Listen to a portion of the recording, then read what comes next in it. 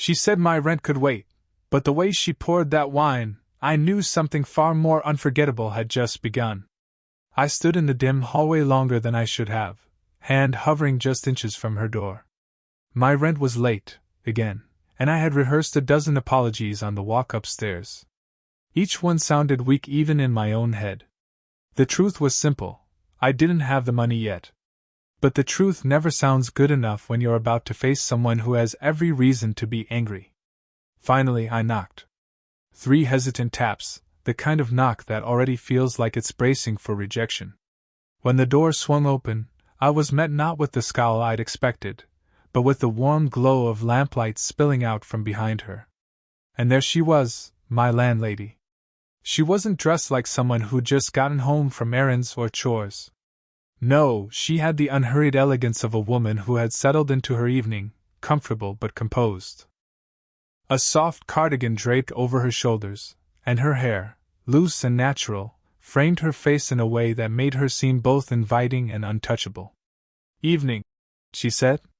Her voice wasn't sharp. If anything, it carried a lilt, as though she had been expecting me.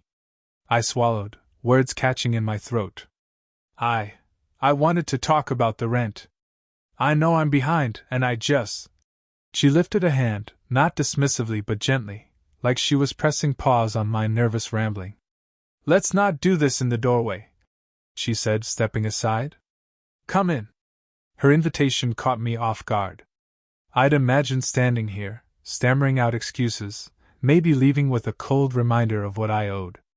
Instead, I found myself stepping over the threshold into a space that felt almost too warm, too personal. The living room carried her signature, neatly kept but lived in. Books stacked on the coffee table, a throw blanket tossed across the arm of the couch. The faint aroma of something floral lingered in the air, her perfume, maybe, or a candle that had burned out earlier. It was a home, not just a house, and standing in it made me suddenly aware of the difference between the chaos of my own apartment and the serenity of hers. She closed the door behind me with a soft click. "Sit," she said, nodding toward the small dining table tucked near the kitchen. Her tone wasn't commanding, though. It was casual, easy, the way one might address a familiar guest.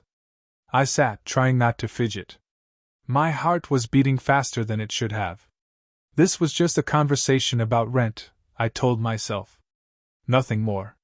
She disappeared into the kitchen for a moment, and I heard the faint clink of glass. When she returned, she carried a bottle of wine and 2 glasses. My mouth went dry. "Wait, you don't have to, of course I don't have to," she said, a small smile playing at the corner of her lips. "But I want to. Late rent isn't the end of the world. Besides, it's better discussed over wine than in a hallway." I didn't know what startled me more, her kindness or the way her words seemed to carry an undertone, a softness that suggested this evening wasn't going to unfold the way I had expected. She set the glasses down. The flicker of lamplight caught in the dark red of the wine as she poured. I noticed how steady her hands were, how deliberate, as though this ritual was second nature. When she slid a glass toward me, her fingers brushed against mine for the briefest second, and in that moment, the nervous script I had rehearsed vanished completely. I realized then that this was no ordinary landlord-tenant conversation. Something unspoken had entered the room with us. Something neither of us had named, but both of us already felt. The wineglass sat in front of me, catching the warm glow of the lamp on the wall, and for a long moment, I didn't dare touch it. It felt strange, out of place, to be here at her table, treated not as a tenant who'd failed an obligation, but as something else. A guest? A companion for the evening? I wasn't sure, but I knew it wasn't what I had expected when I knocked on her door. She poured her own glass, the bottle tilting with practiced grace. The deep red curled into the glass, reflecting in her eyes when she lifted it. She noticed my hesitation and tilted her head. "Go on," she said softly. "It's not poisoned." The faintest smile touched her lips, and I let out a nervous laugh, reaching for the glass. Our fingertips grazed again, so slight yet it felt deliberate. Like she wasn't in a rush to avoid it. I lifted the glass, swirling the liquid as though I knew what I was doing. Truth was, I almost never drank wine. Beer, sure. Cheap whiskey on a rough night. But this felt different. To late rent? I offered awkwardly, raising the glass halfway. Her eyes lit with amusement. To forgiveness, she countered, clinking her glass gently against mine. The first sip was richer than I expected, warm, a little sharp, then smooth as it slid down. It filled the silence in a way words couldn't, though she was the one who broke it first. You know, she said, leaning back slightly in her chair, you're the first tenant who's ever knocked just to apologize. Most of them avoid me until they catch up, or worse, they leave without a word. I shifted, unsure whether that made me better or just foolish. I figured honesty was safer than hiding. Her gaze lingered on me, thoughtful, as though she were measuring more than my words. Honesty is rare. I appreciate it. The compliment settled over me heavier than I expected. It wasn't just what she said, but how she said it, low, certain, like she wasn't in the habit of wasting words. She sipped her wine, and for the first time, I noticed the way her shoulders eased, as though a burden had slipped just slightly from them. The tension I'd feared, anger, disappointment, formality, was nowhere to be found. Instead, the atmosphere carried a softness I hadn't felt in weeks, maybe months. Truth is, she continued, tracing her fingertip around the rim of her glass, I wasn't in the mood to be alone tonight anyway. So really, you've saved me from a quiet evening. Her confession landed gently but left ripples. I tried to respond with something light-hearted, but the words stuck. All I managed was, then I'm glad I knocked. She smiled again, not broadly, but with a kind of understated grace that made me notice the faint lines at the corners of her mouth, the kind earned not from age alone but from years of real laughter, and perhaps, quiet struggles. The bottle remained between us, and she gestured to it. More? I nodded, sliding my glass toward her. This time, when her hand brushed mine, the contact lingered a second longer. Not by accident. She didn't look away either, and for the briefest heartbeat, the air thickened with something unspoken. She poured, then set the bottle down with care. Tell me, she said, what keeps you so distracted these days that you can't keep up with rent? Her words should have embarrassed me, but the tone wasn't scolding. It was curious, almost inviting. I told her the truth, that work had been thin, that I'd stretched myself too far, that sometimes I worried about whether I'd chosen the right path at all. She listened, chin resting lightly on her hand, eyes steady, patient. And somewhere in the middle of my rambling, I realized I was saying more than I had meant to, confessing little fears I'd kept to myself. Yet with her, it didn't feel reckless. It felt safe. When I trailed off, she didn't rush to fill the silence. She simply reached across the table, just far enough that her hand rested near mine, not touching, but close enough that I could feel the heat of it. You're doing better than you think, she said finally, her voice quiet, sure. And tonight, rent isn't the important thing. The way she said it, with that calm certainty, made the glass in my hand feel less like a debt and more like an invitation, to stay, to talk, to let this evening become something neither of us had expected. The second glass of wine loosened the air between us. It wasn't the kind of drunken ease that dulls the senses, but something lighter, like a door creaking open, allowing words to slip out that would have otherwise stayed locked away. She leaned back in her chair, eyes catching the soft lamplight, and began telling me stories. Not the small talk I'd expected, but real fragments of her life. She spoke about moving into this house years ago, when it was little more than a project she was determined to restore. Everyone said it was too much work, she said with a quiet laugh. But I've always been stubborn. As she talked, her voice carried a rhythm, sometimes steady, sometimes dipping into pauses that seemed to tug at memories she wasn't sure she wanted to share. I found myself hanging on every word, not because of the stories themselves, but because of the way she let me see pieces of herself in them. She described the loneliness of the early years, how the walls echoed when she walked through the house alone at night. How she filled the silence with music, with books stacked on every surface, with candles that burned long after midnight, Her hands moved as she spoke, graceful, expressive. I watched the way her fingers brushed a strand of hair behind her ear, the way her palm lingered on the wineglass as if it steadied her. "You ever feel," she said suddenly, eyes shifting toward me, "like you've built a life that looks whole on the outside, but on the inside, you know something's missing?" Her question caught me. It wasn't casual. It was the kind of question that carried weight, that searched for truth rather than chatter. "Every day," I admitted before I could stop myself. "I'm still figuring out what that missing thing even is." Her lips curved into a faint smile, not amused, but softened by recognition. She nodded slowly, as if we'd both confessed something important without quite naming it. The conversation turned toward me then, and for reasons I didn't understand, I found myself telling her things I rarely voiced. About the odd jobs I picked up. About how I sometimes doubted my choices. About how the city could feel overwhelming, like a place that swallowed ambition and left you with scraps. She listened without interrupting, her chin resting lightly against her hand. The way her eyes stayed fixed on me made the room feel smaller, closer. She didn't glance away, didn't rush me, didn't shift the subject. She let silence stretch between sentences, as though she respected the space my words needed to breathe. When I faltered, embarrassed at how much I'd said, she reached for the bottle, pouring just a little more into both our glasses. "You're young," she said softly, "but that doesn't make your struggles small. Don't diminish them. They matter." The reassurance came not like advice, but like recognition. It eased something in me I hadn't realized was clenched tight.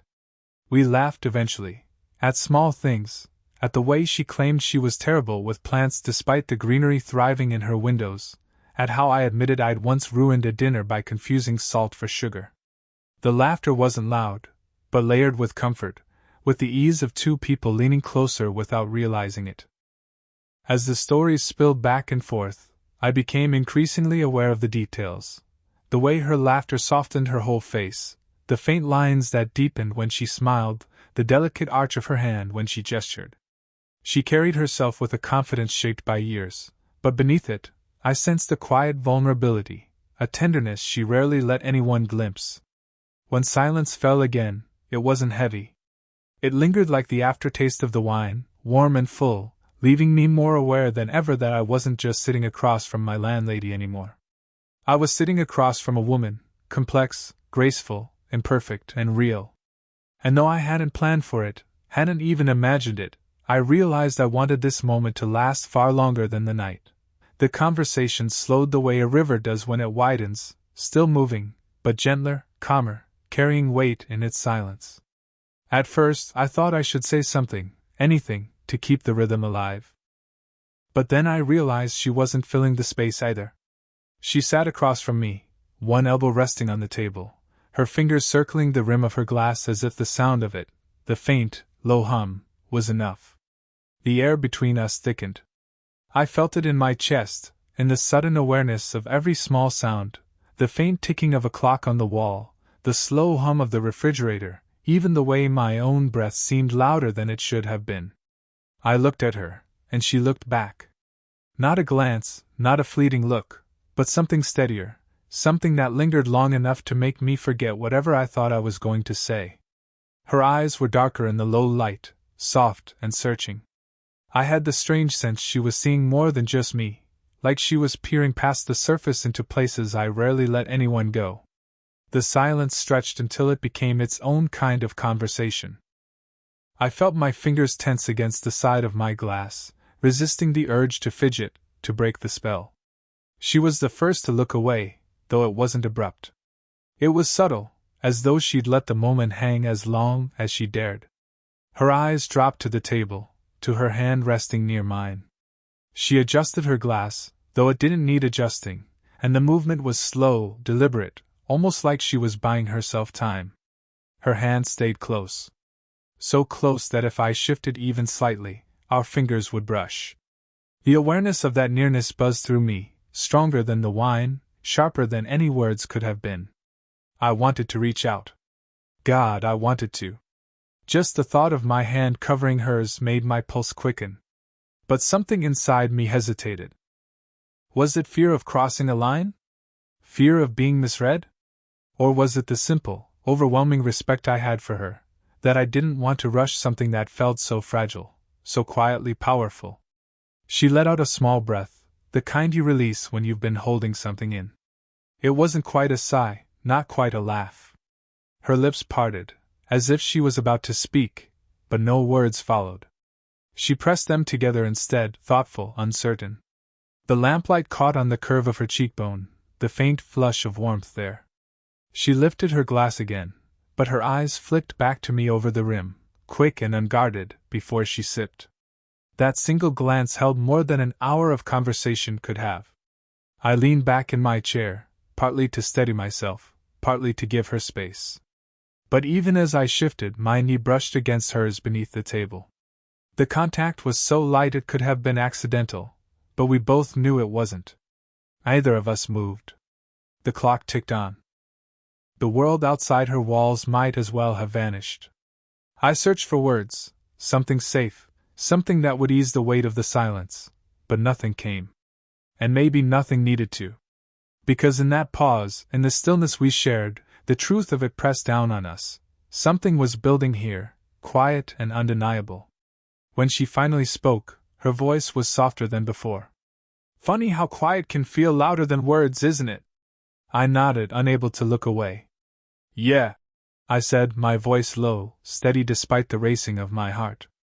Sometimes silence says the most. Her smile was faint, but it stayed just long enough to make me wonder what she wasn't saying, and what, maybe, she wanted me to say instead. The silence between us had settled into something neither of us seemed willing to break. It wasn't awkward anymore.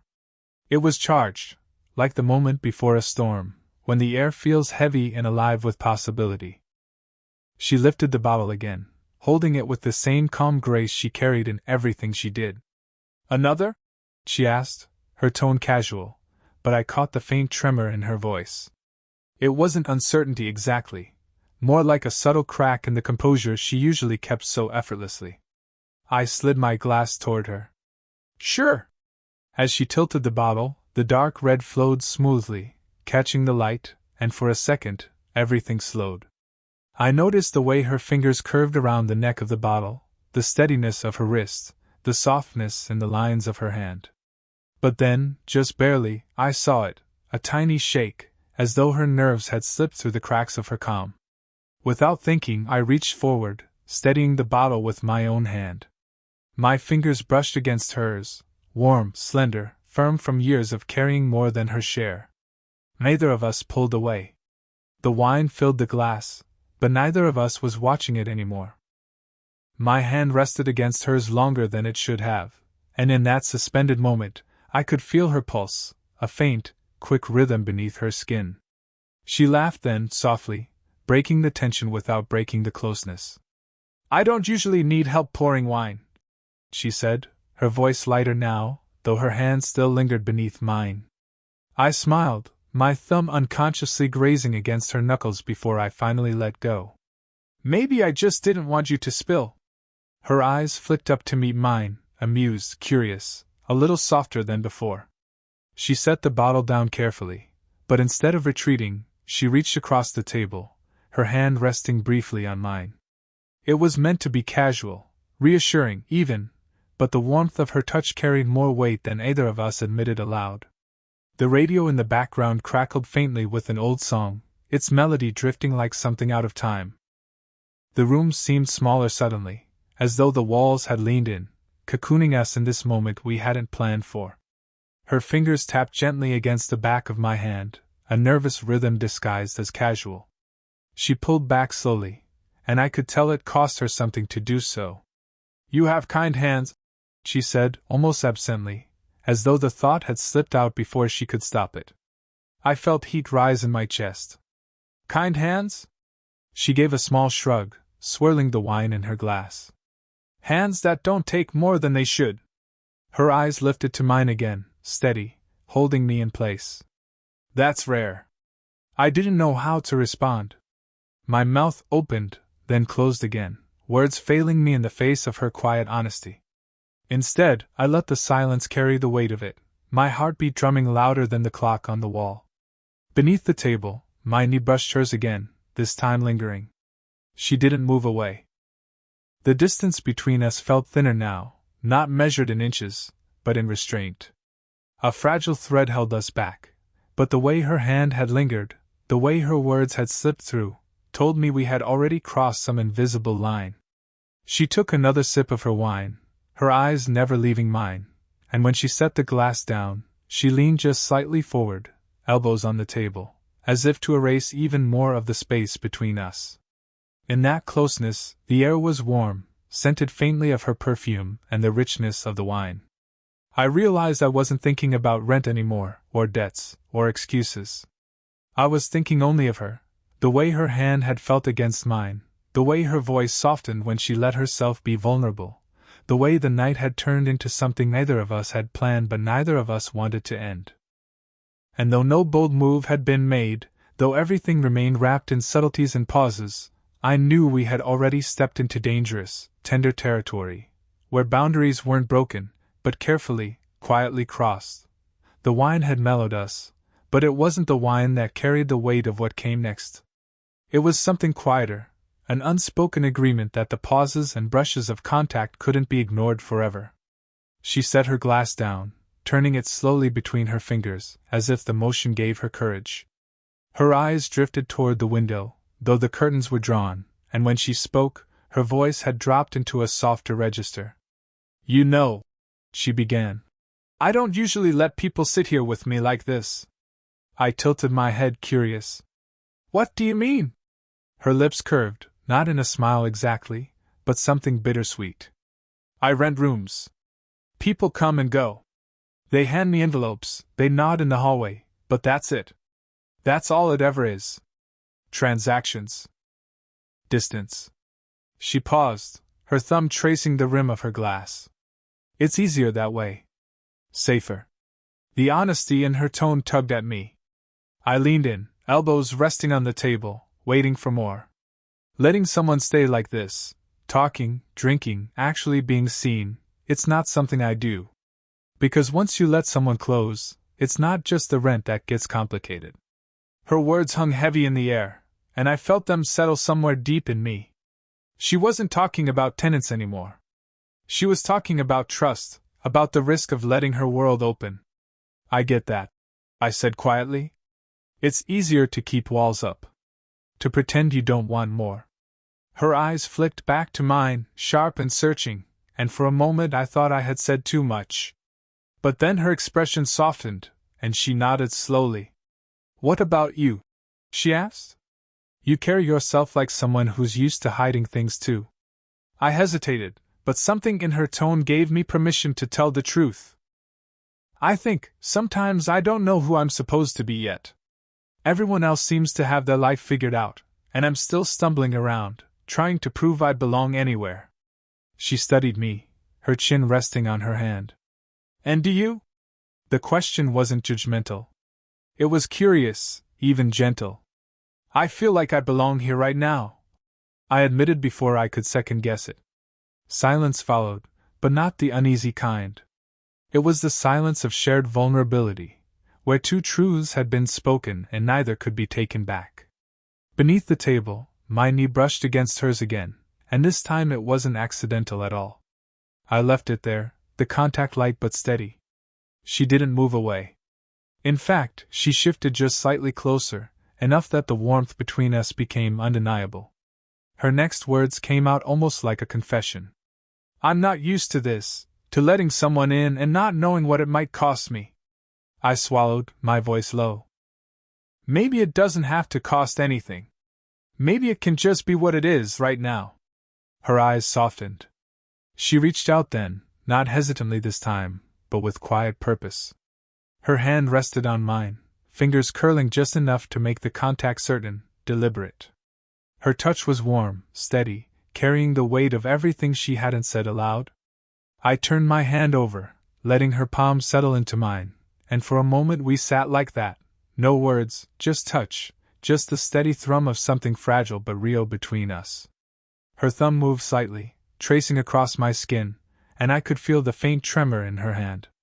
She was confident in so many ways, but in this, she was vulnerable, human, letting me see the side of her she kept hidden from the world. "I don't know where this goes," she whispered, her voice almost breaking. "Neither do I admitted. "But I don't want it to end here."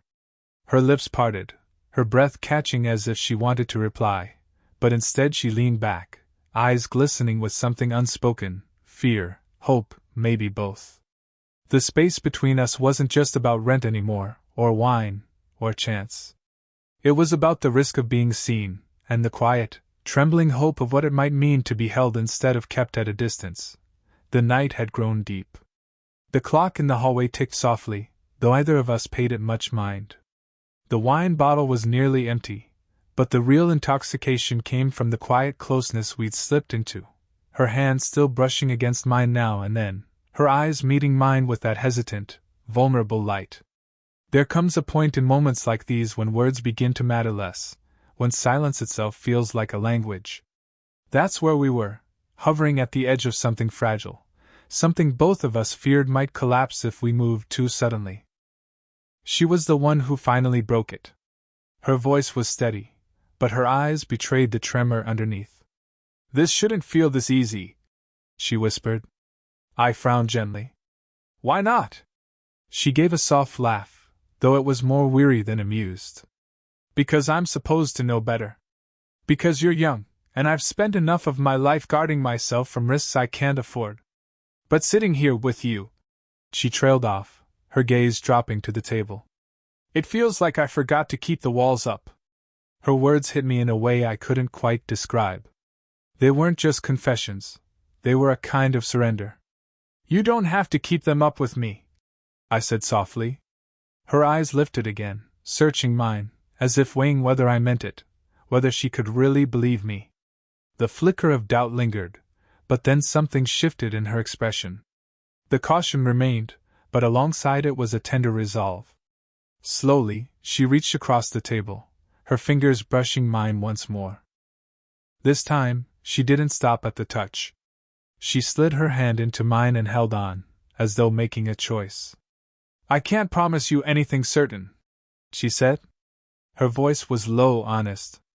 "I don't know what this would look like tomorrow, or the day after that." I tightened my hand gently around hers. "I'm not asking for a promise. Just don't pretend it isn't real." Her lips parted slightly, as if my words had unraveled something she'd been holding back. For a long moment, she simply looked at me, studying my face, maybe memorizing it, maybe searching for some flaw that would make it easier to let go. But she didn't let go. The air between us grew heavier, warmer, and I could feel the decision forming not in words, but in the way her body leaned just slightly closer, in the way her breath seemed to catch when our knees brushed again beneath the table. I stood then, slowly, giving her space to retreat if she wanted it. She didn't. Her eyes followed me as I stepped around the table. When I reached her, I hesitated, my hand hovering as though asking permission before touching her shoulder. She didn't move away. Instead, she tilted her face toward me, her expression tender but unsure. I leaned down just enough, close enough to smell the faint trace of wine on her breath, the warmth of her skin, the softness of her presence. At the very last moment, I paused. My lips didn't find hers. Instead, I pressed them gently to her temple, letting the kiss linger there, reverent and steady. Her hand came up, fingers brushing against my chest, resting there like an anchor. She closed her eyes, leaning ever so slightly into me, and whispered, "Thank you?" Not for the kiss, I realized, but for the patience, for the gentleness, for not rushing her into something she wasn't ready to name. We stayed like that for a long while, me standing beside her, her hand against my chest, her head turned toward me. It wasn't dramatic or rushed, it was quiet, delicate, real. When at last she opened her eyes, there was a softness there I hadn't seen before. A decision, perhaps, or at least the beginning of one.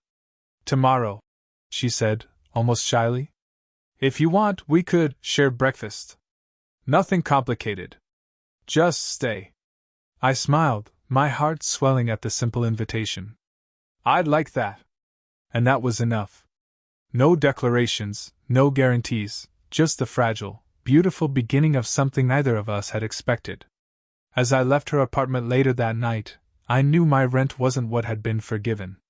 What she had given me instead was something far more precious, a chance to be seen, and the promise of tomorrow. 26L